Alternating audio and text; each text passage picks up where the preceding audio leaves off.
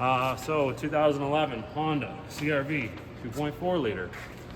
We are going to be doing an oil change on it today. So come along and I'll show you the ins and outs of what you're going to have to do.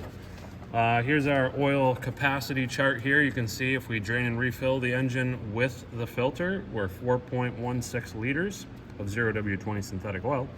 If we drain and refill without the filter, which I don't know why you would do that, but 3.97 liters. And then we have a total capacity of 5.29 liters, which I have no clue why that number's on there, because if you drain and refill it with the filter, why isn't it 5.29 liters? Anyhow, first off, we're going to take this cap off, and we're going to set it somewhere safe that we don't lose it or drop it down in the engine compartment. Then we're going to get underneath of the vehicle and start to drain the oil. All right, so we're underneath the car now. We're going to remove this drain plug. It's a 17 millimeter plug. And get this thing draining. I'm gonna let that drain. Usually while it drains, if you want, you can go around and check tire pressures, check all your suspension, stuff like that if you're doing this yourself. So it's gonna take a little while to drain. Usually let it drain for 10 or 15 minutes. And then we can go ahead and remove our oil filter, which you may need either a band oil filter wrench, or you could buy yourself one of these handy dandy claw filter removal tools. I prefer this one myself, but in some cases you will need the band style. And if you don't know what that is, go on Google and look at it. All right, so now we're just gonna go ahead here and loosen this filter off. Sometimes you can just take them off without any tools at all, but most of the time you need a tool.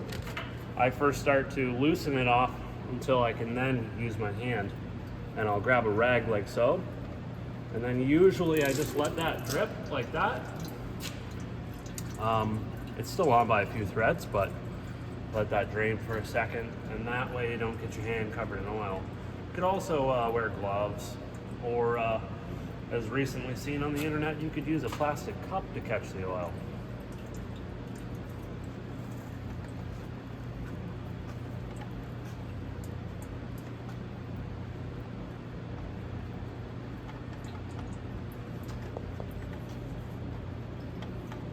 Holy hell, this has a lot of threads.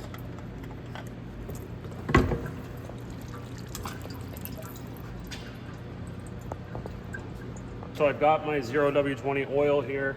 Remember, 4.16 liters. And we have a genuine filter that we're going to be installing on this car. You can see there's the part number for that. And this is the 2.4 liter engine. A lot of people fill up the oil filter with oil. Some people don't.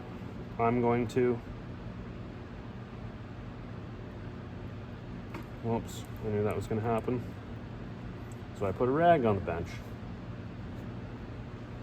Cool. By filling up the oil filter, we sort of pre-prime the oil system so that the engine doesn't run dry. Well, it doesn't really run dry, but you know what I mean. It doesn't run without oil pressure for any amount of time, really.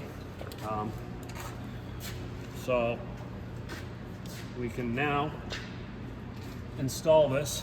Just before you do, though, it's a good idea just to look up to the oil filter housing and make sure that the old gasket from the old filter isn't still stuck up there.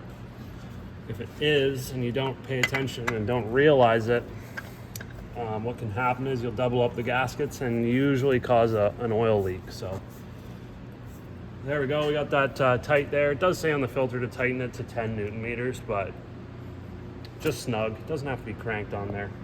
Now we're just going to take our drain plug.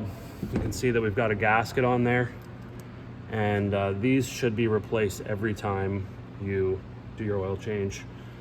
They crush under torque when you're tightening those down, and they distort. So if yours is difficult to get off and it's getting stuck on the threads, usually that means that it's crushed so many times from being installed and reinstalled that it's well overdue. So I'm going to grab one and we'll install this drain plug. I'll let you know how tight it is, and we'll lower the car down.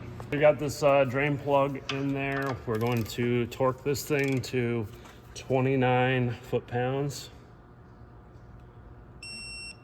Perfect. 0.4 over, not the end of the world. Just gonna clean this off, and up to you, but you could use a paint pen or something like that and write that torque spec on the drain pan as a reminder for the next time. So just gonna wipe off all this oil. Always wanna clean off all the oil. That way, if for some reason you did have an oil leak, you know that it's either something that you screwed up or something that's failing. So I got the rest of my oil here. I gotta put it in that hole.